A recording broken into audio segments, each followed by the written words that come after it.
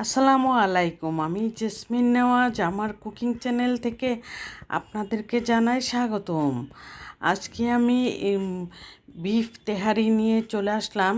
আর এই বিফ তেহারিটা যে এত মজা হবে ভাবতেও পারি নাই, কিন্তু রান্নার পরে সবাই যখন প্রশংসা করছে তখনই আমার মনে হয়েছে যে আমি সার্থক আমার রান্নাটা, যে আমি এভাবে রান্না করে আমার সবার কাছ থেকে আমি প্রশংসা পাবো। আর আমি সব কিছু এখানে মাংসটা ধুয়ে রাখার পর আমি সব মশলা কিন্তু আমি এখানে রেডি করে রেখেছি। রেডি করে রাখার পর আমি এই মশলাগুলি দিয়েই আমি রান্নাটা শেষ করব।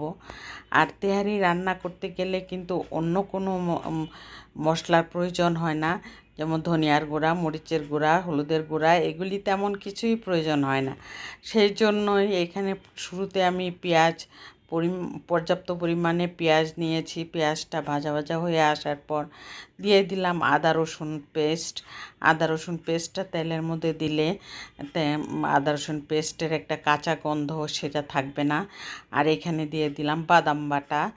বাদাম বাটা বলতে আমি বাজারে যে কিনতে পাওয়া যায় ভাজা বাদাম কেজি হিসাবে বিক্রি করে, আমি সেখান থেকে কেজি হিসাবে একদম ফ্রেশ বাদাম কিনে নিয়ে এসে তারপর ধুয়ে ব্লেন্ডার করে নিই।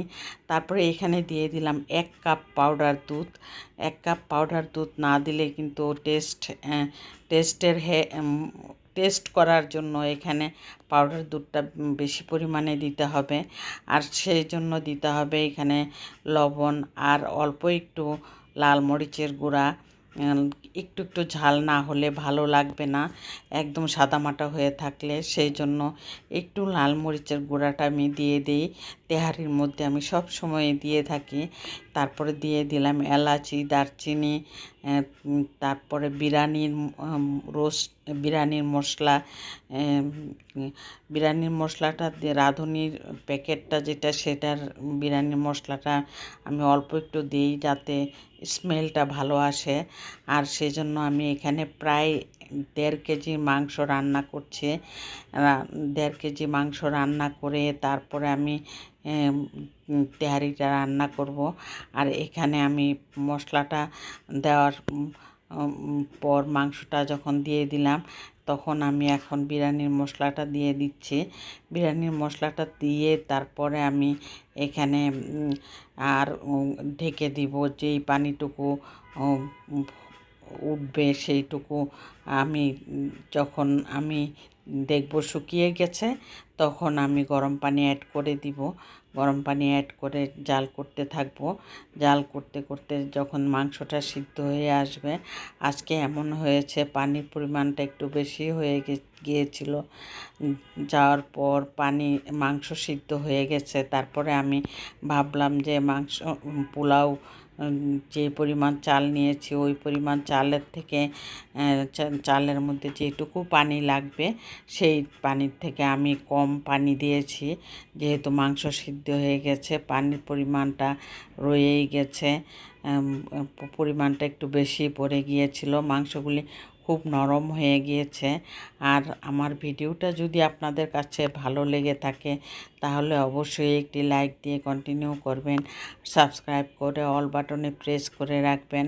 এখানে আমি একটি বড় সরো একটি ননস্টিক প্যান বসিয়ে দিয়েছি। বসিয়ে দেওয়ার পর আমি প্রায় 1 কেজি চাল দিয়েছি। 1 কেজি চালের সাথে 1.5 কেজি মাংস।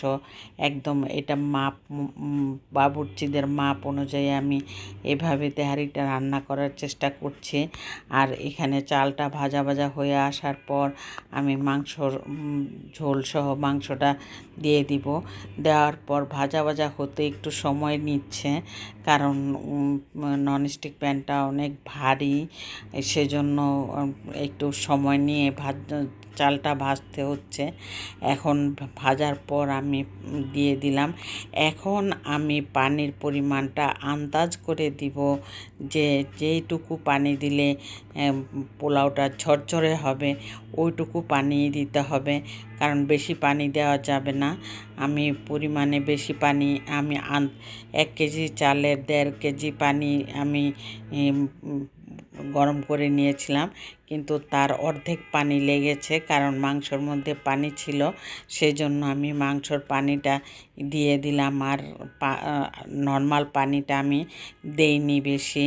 আর সেই চিন্তা করে আমি এখানে এই সময়টার মধ্যে আমি বিরিয়ানির মশলাটাও আবার দিয়ে দিব একটু, আর ঘিটা এই একদম এই মুহূর্তে দেওয়াটা একদম জরুরি, কারণ পানির সাথে যখন আপনি ঘিটা দিবেন তখন সমস্ত পোলাওর মধ্যে আপনার ঘিয়ের ঘ্রাণটা সুন্দরভাবে আসবে।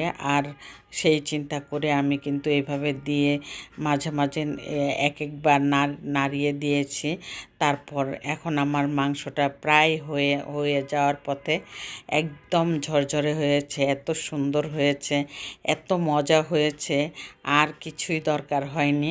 আর সাথে পুডিং বানিয়েছিলাম, খাওয়ার পর যাতে একটা মিষ্টি আইটেম থাকে সেই চিন্তা করে পুডিংটা আমি বানিয়ে নিয়েছিলাম, খাওয়ার টেবিলে দিয়েছি। কিন্তু রান্নার ভিডিওতে আমি আর ওই পুডিংটা আর দেখানোর চিন্তা করি নাই।